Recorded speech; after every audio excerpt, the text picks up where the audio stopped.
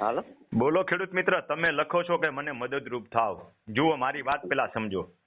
જી તમારી સર. ખેડૂત ખાતેદારી તૂટે છે એવું તમને પેલા તો કોને કીધું? મને મામલતદાર ઓફિસેથી કીધું સર. ઓકે, હવે જો ખરેખર ખાતેદારી તૂટતી હોય તો હું કેટલીક રૂપકમાં વાત સમજાવું, સાહિત્યની પરિભાષામાં.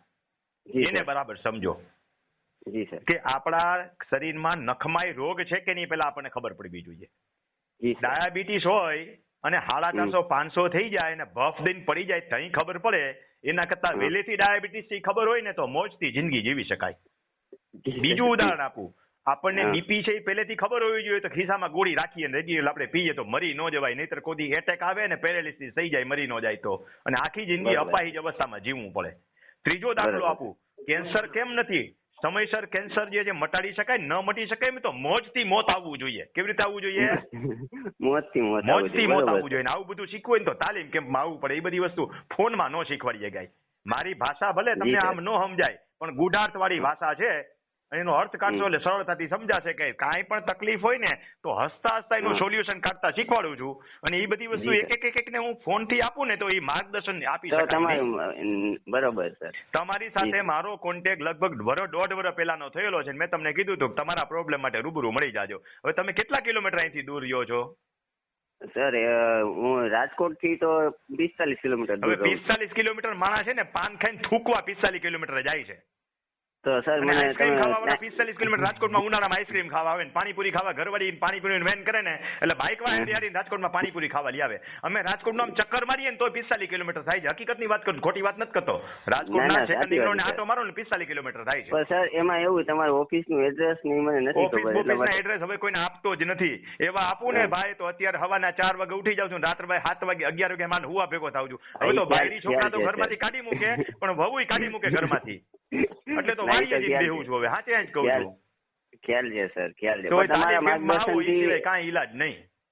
મેં 80% કામ તો પૂરું કર્યું છે. ખૂબ સરસ છે, પણ તમારામાં જે રોગ છે ને એનો ઈલાજ જાણવો હોય, ઈલાજ કહું છું, સમજાણું? તો તાલીમ કેમ્પમાં હાજી સર. પધરામણી કરજો.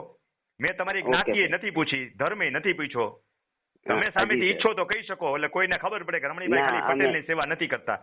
કેવી ના, જ્ઞાતિ તમારી? અમે રામાનંદી સાધુ છીએ સર. જો મેં પૂછ્યા વગર તમને સાચી સલાહ આપી ને, મને હવે ખબર હાજી પડી કે સર. તમે સાધુ છો એમ. હાજી અને સર. હું એક પ્રકારનો સાધુ જ છું અત્યારે. રામાનંદી નથી, ખાલી એટલો ફરક. તમે ખેડૂતના વૈરાગ્ય ભગવા ધારણ કરેલો કર્યું, સાધુ સાહેબ. છું અત્યારે. હાજી સર, તમે ઘણા મદદરૂપ થાવ છો. તમારા માર્ગદર્શનથી મેં માપણી સીટ, હિસાબ ફોર્મ બધું મેં જાતે કરેલું છે. ખૂબ સરસ. હાલો, હવે જુઓ, તૂટતી ખાતેદારી હોય ને ગંભીરતાથી સમજજો. એટલે મારી પાસે હાજી. આવજો, કઈ તારીખ પહેલાની છે એ જોઈ દઈશ. એટલે આપણને ખબર પડે કે આ ખરેખર રેગ્યુલર બીપી ની દવા લેવાથી ઈલાજ થાય છે એમ છે કે નથી થાય એમ. સમજાણું? હાજી. હાજી સર. અને અમુક તારીખ પછીની હોય તો એના માટે એ પ્રમાણે સૂચના આપીશ તમને.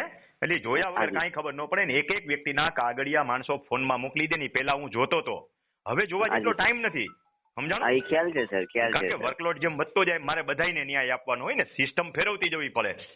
હાજી સર. માનો કે પેલા 5 જણાને આપણે બેહાડીને શીખવાડતા હોય તો બાજુ ખાટલે બેહાડીને શીખવાડીએ ગયા. પછી 50 જણા થાય તો થોડોક મોટા અવાજે આપણે આસન રાખવું પડે, સ્ટેજ કરવું પડે.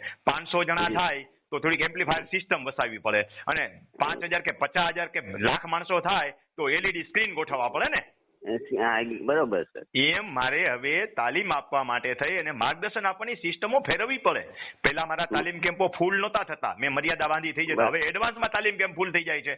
દાખલા તરીકે ડિસેમ્બરનો તાલીમ કેમ્પ તારીખ આવી પહેલા જાન્યુઆરીનો તાલીમ કેમ્પ ફૂલ થઈ ગયો. હવે જાન્યુઆરીના તાલીમ કેમ્પ ભવની વાર છે, એ તાલીમ કેમ્પ ફૂલ થઈ ગયો. ફેબ્રુઆરીના તાલીમ કેમ્પમાં નામ નોંધવાના ચાલુ થઈ ગયા. તો સમય પ્રમાણે એડવાન્સ તાલીમ કેમ્પ હું કરવા માંડી ગયો. પેલા નહોતો કરતો હું.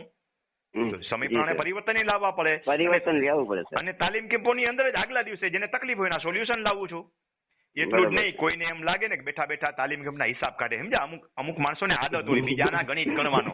સમજાણું? ના, પણ તમારું માર્ગદર્શન ખરેખર ઘણી જાગૃતિ લઈ આવ્યા છે હા, સમાજમાં અને ખેડૂતોમાં. ઘણી કહેવા ઈ જાગૃતિ જ આવું છું કે તાલીમ કેમ્પમાં જે માણસો બેઠા બેઠા હિસાબ ગણતા હોય ને, ગયા વખતમાં મેં કીધું 70 જણા થયા, એટલે કેટલાક હાથ કવાદી આવે ને 70 નો હિસાબ કરે. સમજા? આમ 7 50 35 3.5 લાખ રૂપિયા સાહેબ ને થઈ ગયા. અહીંયા આવે તો ખબર પડે કે રોકડા 35,000 જ આવ્યા એમ.